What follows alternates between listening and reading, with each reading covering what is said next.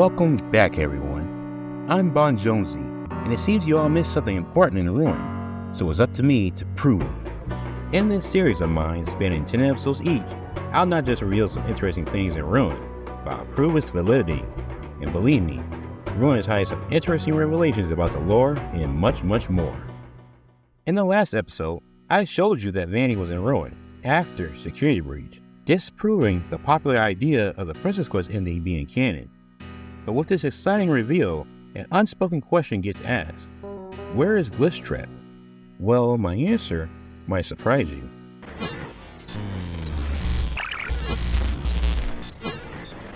Glitchtrap, introduced and hyped up as the new main antagonist of the franchise and Help Wanted, who was then teased with having a big role in Security Breach, only to not show up, and is now a complete no-show in Ruin. Where is he? What happened?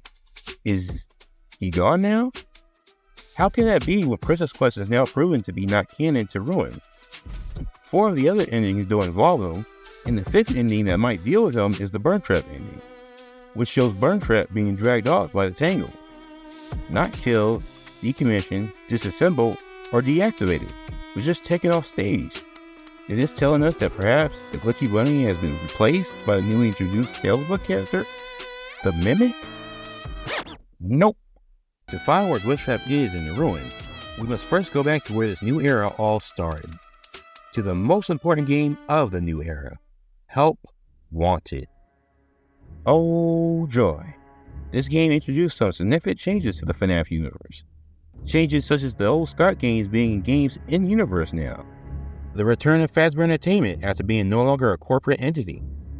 And the return of William Afton, the man behind the slaughter. Or at least, him at first glance. His design invokes him. His mannerism could be said to be him. His method of killing us in the last minigame at Help Wanted is exactly like him. Yet it is not him. It copies his methods of killing. It mimics his mannerism. It wants to be him. Taking on the colors purple and green is a digital and malicious spring body man, Glitchtrap. But what is he? The clues is in the colors that represent him.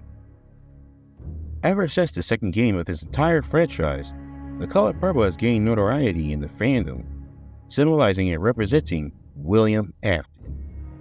If you show a picture in this community of a man wearing purple and ask who that is, no matter who you ask, you will always receive the same answer. I mean, at this point, you don't even have to say anything. Purple is synonymous with William. However, that color is not exclusive to him, and in fact could mean something else related to William Afton. Case in point, Michael Afton. This is evidenced by Michael's depiction of the primary color of purple and a secondary color of blue, as blue can be found in all appearances of Michael. Both colors help convey that he is related to and different from his father. Similarly, Glitchtrap also follows this pattern, as his chosen colors are purple and green. Purple from his appearance at the end of Princess Quest 1, and green from his glitchy rabbit plushie that he transformed into. All coming together in the form of the digital anomaly of Help Wanted. All the events of Special Delivery, Security Breach, Ruin, and most of the stories of Tales books can be traced back to this one singular game. You acknowledge that Fazbear Entertainment is not responsible for accidental digital consciousness transference, real-world manifestations of digital characters, nightmares, night terrors, night sweats. At the end of the game's opening dialogue, we get a glimpse of what's already happened in-universe, and a foreshadowing of events that are yet to happen. Some events manifest within the game itself, such as the digital consciousness transfer, while others can be read about in the Tales book. However, what nobody realizes is we are also seeing this in the Ruin. After all, AR, augmented reality, is just bringing VR, virtual reality, into the physical world through a perception-altering device. Speaking of such a device, isn't Cassie wearing something that lets her view the AR world? That's right, the security mask. Ruin is the story of how Cassie was lured into the sinkhole of the Pizzaplex by the Mimic. But as we briefly discussed in the last episode, the plan for Cassie was set long before she came there, as Vanni plays an intricate role as the unseen guide for her throughout the Pizzaplex. For a plan as delicate as the one we witnessed, the villains themselves need to play an active role for it to be fulfilled. For the Mimic, it was to be the enticer. For Vanni, it was to be the enforcer. Yet there's a third role to be played here, one revealed to us at the very beginning of Ruin in the end, the Ensnarer. Gregory? You there? I got your message. I don't get it. Why would Gregory tell me to come to this old place and then not be here? I've been trying to reach you all night. I'm not at the pizza place. Something's trying to trick you. You were never supposed to go to the Pizzaplex. Cassie was contacted by Gregory to go to the pizza place. She was messaged outside the building and was told to come there. And as revealed to us and Cassie, after finally confronting the Mimic by the real Gregory, she was never supposed to go to the pizza place. So then it brings up the question of how did Cassie get messaged to come there if Gregory didn't send her the message? If he didn't tell her to come to the pizza place, who did? All these questions require us to ask one more to answer them all. A question aimed at one of 3 tools that Vanni had given Cassie to accomplish their plan. The security mask. A mask that just so happens to look like Vanni's. Someone who was head of security in security breach. A mask, which by the item description that comes from Cassie, is a strange mask that must have been left by a technician. So why isn't it called the strange mask or the technician mask if that's what she thinks it is? The name and the description are at odds at each other. Why is that? It's because Steel Wool was trying to get us to focus on its name, Security Mask. A mask for security, a mask to secure. The security mask is being used to keep Cassie safe from harm, and secured for the villain's use. An extra insurance to make sure she stays the course. How? Why, just ask Helpy. Welcome to Vanni, the Virtual Augmented Neural Network Integration Unit. The mask integrates her into the network, but paraphrase that and you can say that the mask digitally transfers her consciousness into the network. It's the reason why Helpy in Ruin is spelled with an I, as its job is to help integrate people into the network.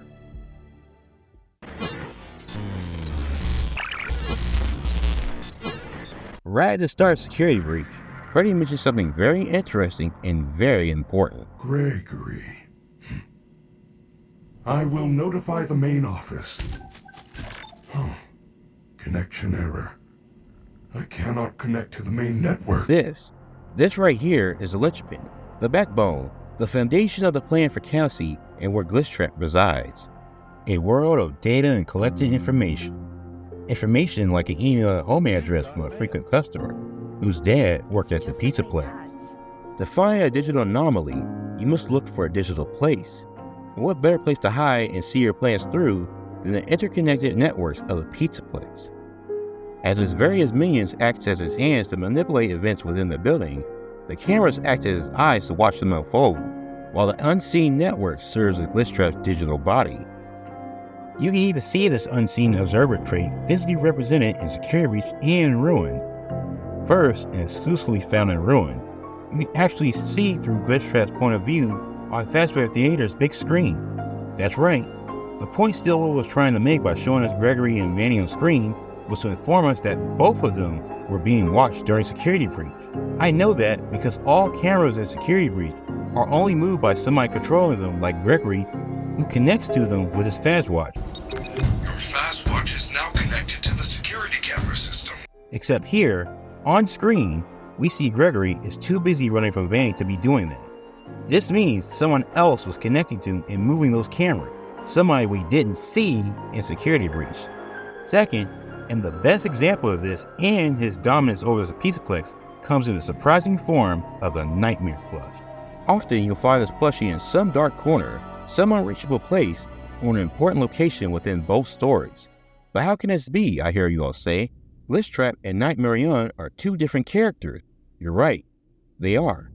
But they originate from the same place.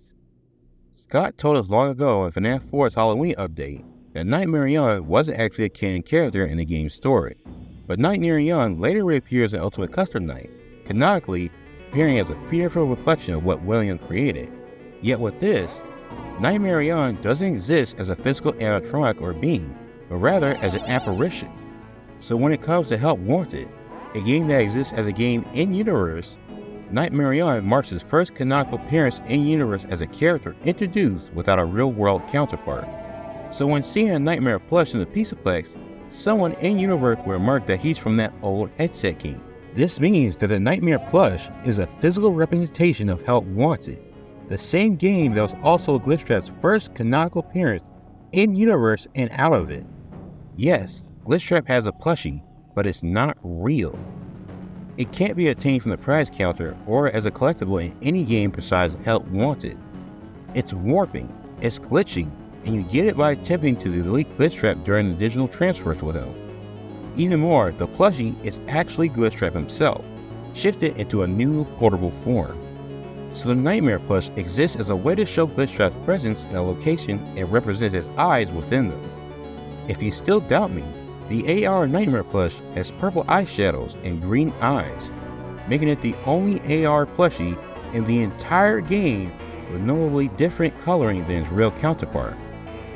With the presence of this plushie, we now know that Glitchtrap is everywhere in the Pizzaplex, from the top to the very bottom, sitting comfortably in the network and watching everything unfold with his many eyes, at least until Ruin.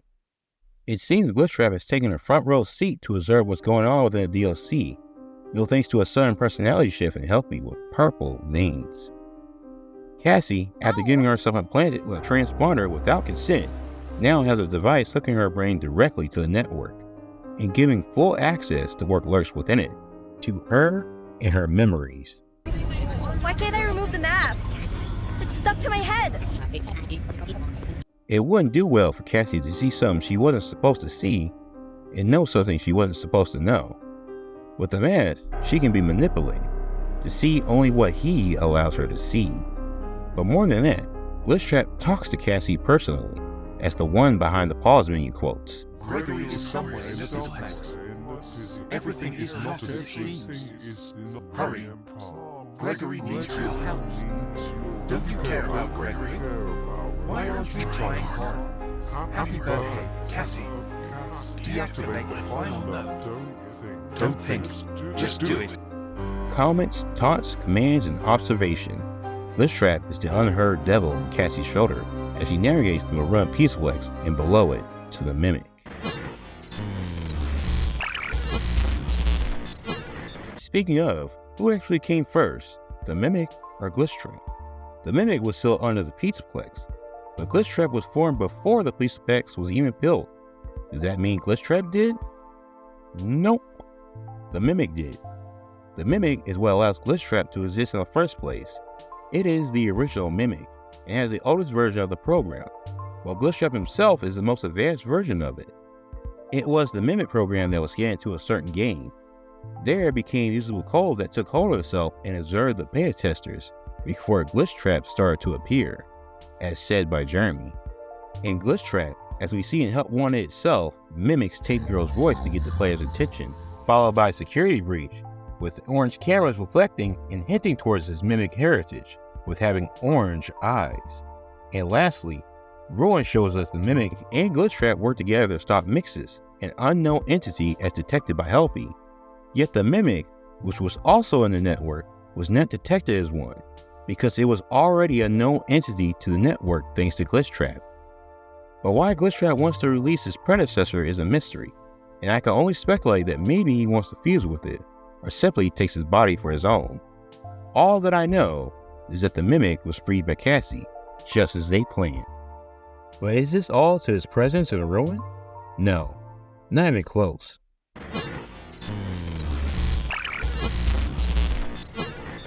You see, as I delved deeper into Ruin, I couldn't help but wonder how beating all the Princess Quest games and Security Breach could possibly affect Glitchtrap, as he originated from the beta version of Help Wanted.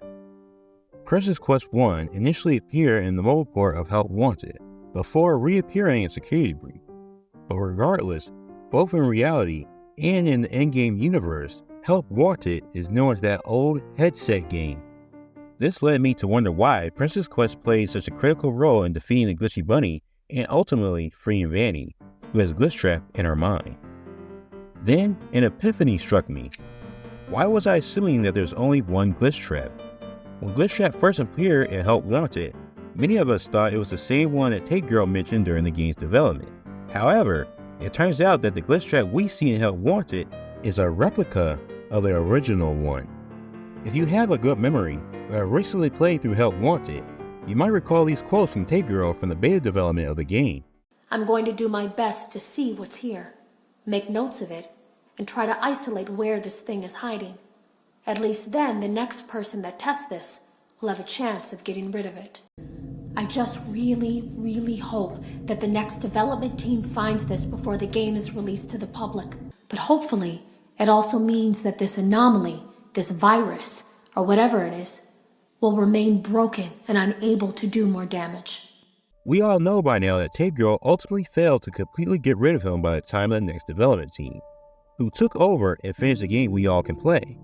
But with that game's release to the public, Glitchtrap's lingering data was unleashed among the masses. Now, there hasn't been any mention of an apocalypse caused by a glitchy bunny taking over everyone's mind in the games or the Tales books, so there are conditions Glitchtrap must meet to infect his victim, and certain caveats to it too. Jeremy, Vanessa, and Gregory are confirmed or likely infected by him, with THRLL being unknown, as it's still debated as to whether or not it was her talking in the final tapes. However, with Ruin's release, we now know that the mimic voices can only replicate the tone and inflection of a copy person by repeating their previous words. Despite mimicking her voice, Glitchtrap didn't utter any new sentences in the final tape that THRLL hasn't already said. But back to the known victims. Each of them would have had a personal Glitchtrap in their head. A replica spawned off the original when they first contacted him. Like with Jeremy's passing and THRLL still dealing with the same one in the beta game. Or how Vanessa/Vanni has him in her head, yet is also present separately in the Princess Quest games. But what's common among the victims is that they seem to gravitate back to where he is, even when, logically, they should be trying to do the opposite and get away from wherever he had affected them. Jeremy came back to the studio, Vanessa came back to work, and Gregory came back to the Pizzaplex, all suggesting that Replica's main priority when influencing his host is to bring them closer and/or stay near the original. This, in turn, tells us that Glitchtrap's power of influence weakens over a distance like a Wi-Fi signal, and he needs victims to be close to him to strengthen his influence.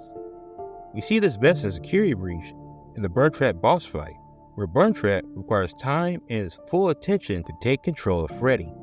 This means, despite being released to the public, the number affected is much lower than we might suspect, and adds to the real-world manifestation of digital characters warning of Help Wanted. A replica without the original nearby can be overpowered and overwritten by its host. This is why there are not more Vannis in the Pizzaplex. It's also why the Glimmerrocks, Endoskeleton, bots, and various systems in the Pizzaplex are infected and not controlled by him. Furthermore, it's the reason why Gregory was the only one we've seen infected by him after Vanni. He had Glitchtrap's attention, and considering how he doesn't want to be followed and ruined, he still has it.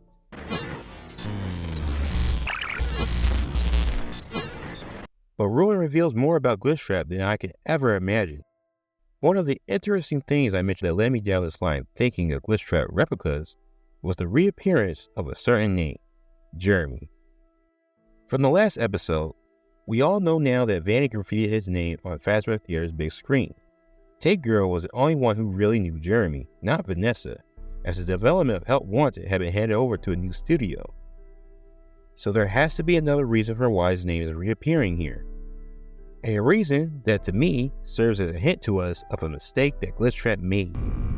One of Help Wanted's game over quotes reads, "Remember Jeremy." We know that some of these quotes, like "Follow the leader," that Glitchtrap is talking to a player, like how he talks to Cassie in the pause menu in Ruin. But this one sounds more like a warning than an invitation to follow him. But who exactly is Glitchtrap warning? Himself. He knows what can happen if he pushes his victims too far, if he's too eager to take control. Jeremy was the only one who had started to harm himself, and worse, due to the extreme indoctrination that Glitchtrap had subjected him to. The company he worked for might have even had a lawsuit on their hands as a result. With the loss of Jeremy, Glitchtrap forever lost a piece of himself and the replica that was in Jeremy's mind.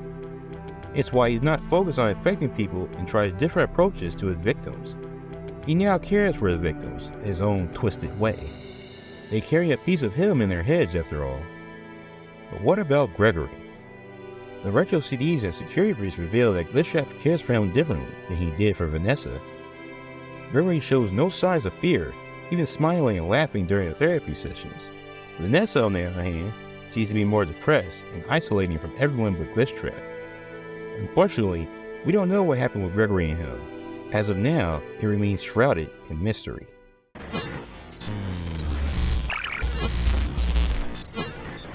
Throughout your time in Ruin, you may have noticed a suspicious wrecking ball hanging over the first section of Roxy Raceway.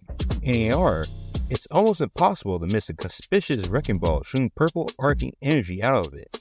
Of all the things in Ruin, the sight of a Freddy Fazbear Piece-of-Flex branded wrecking ball inside what looks like a double bevel barrier with purple lightning coming out of it stuck with me in the following days before I eventually started my series. Initially, this was just an interesting but overshadowed detail in the DLC that I didn't give much thought to. However, as I went deeper into the DLC, I noticed the same purple lightning in Monty Golf catwalks, which was surprising to me. The first time you would actually see this purple lightning in Ruin is in the catwalks, right near the digital gate you take to get to Monty's stage.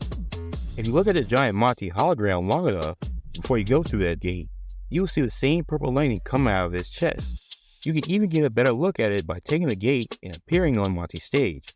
The next time you'll see it is when Glitchtrap and the Mimic temporarily block mixes on the isolated catwalk. This purple lightning in Monty catwalks is the same one coming from Roxy Raceway. But where is it going? The answer is probably something you already figured out. But if you don't know, then the answer is in Vanni's room, the Princess Quest 3 arcade machine. With this, I immediately realized that the purple lightning was Glitchtrap's doing, as we all know from Security Breach how important that particular arcade machine is to the current lore. So what does the lightning mean? It means that there's a replica outside the Piece-of-Flex that's higher up in the Fazbear Entertainment company. I know this because anything that can help Glitchtrap in the digital plane has to come from himself or something like himself. Edward Murray, the creator of the Mimic and his program, will be the only person capable of such a thing. Unfortunately, the Tales books reveal he's been dead long before even Security Breach happens. Vanni, while she is working for Fazbear Entertainment, is not high enough to command other departments like the Fazbear Clean Team, the Tech Department, I'm not in the Tech Department, or the Construction Team, nor has she shown expertise in computer programming. Gregory from GGY and Patient 46 is more than capable of helping Glitchtrap, but is no longer with him and has no sway with Fazbear Entertainment. The Mimic was also somewhat capable of helping Glitchtrap, had been sealed beneath the Piece-of-Flex until Ruin. This leaves us with an unknown player who's currently running around in the new games. They hold a high position in Fazbear Entertainment corporate world and have oversight over the Piece-of-Flex. Their last goal was to place a wrecking ball in Roxy Raceway, which might act as a signal or a data transmitter to aid Glitchtrap. But who are they? That, I don't know. But every single thing I've just talked about so far in this video was just to help build a picture around Glitchtrap to help prepare you for what Ruin has revealed about his new goal. The Glitchtrap Games Connection. The unknown player, the Glitchtrap replicas, the infected victims, all these things, yet what about the original? The one that resided in the beta development of Help Wanted that troubled the beta testers. Where's that one? I've already said where he was. The network of the Piece-of-Flex. Now, don't start thinking I've been talking your ear off for nothing. There's more than meets the eyes here. Let's go back to Vanni's room in the AR world. Take another look at the Princess Quest 3 arcade cabinet. Ignore the shiny sword, ignore the purple lighting, and focus on it. Purple lines alongside dark pixelated purple blotches run across that cabinet and into the floor of her room. Some stretching towards the wall, while others spread into the vent and beyond. How far does it go? Almost everywhere in Ruin. From Monty Golf to all the way to Roxy Raceway are these dark purple lines and dark pixelated purple blotches spreading out in each area you visit, except for the underground areas before you reach the mixes machine. But what does this all mean exactly? Those two monsters on Vanni's wall show us what it means. The Piece-of-Flex network is being leaked into by the Princess Quest 3 arcade machine. But it's not just Princess Quest. It's being leaked into by Balloon World 2, as the daycare attendant's room ceiling reveals to us the smiley face of Eclipse, the same face we see at the glitchy end of Balloon World. But the arcade machines and the Pizzaplex are not the only thing we know Glitchtrap is affected. Help Wanted and its DLC is also here and leaking into the networks. Previously digital plushes and 2 masks make some reappearance in Ruin as certain AR collectible. And who can forget a particular storage room down under Bonnie Bowl, a room with plush babies, who suddenly disappear with a giggle when not looked at without the sound of a door or a vent closing and opening. All these infection points are culminating in one place that's big enough to contain all the massive data he's collected. A place, just like the Princess Quest arcade machine, has purple lines pulsing from it. The server rooms. All of them. As there's no place that's literally flooded with data as them. In AR, the room has been distorted into a twisted wonderland, with the server rooms appearing extremely spacious beyond reasonable acceptability, and a place meant to have attractions as their big space takers. Even Mixus changes sizes in this room, appearing as a giant in only this room. Because like I said before, that's where he currently is. You've been in there, you've seen it. A massive red curtain that stretches from one side of the room to the other. It reaches for the ceiling and touches the floor. It billows in and out in a windless area, like something breathing behind it.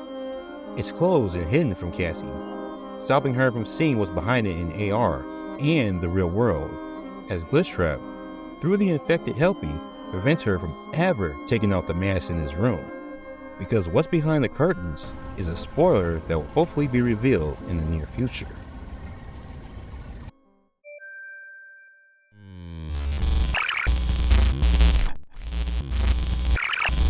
Weird. It's not a Bonnie mask. Look at all the wires and stuff. I'm stuck! Help!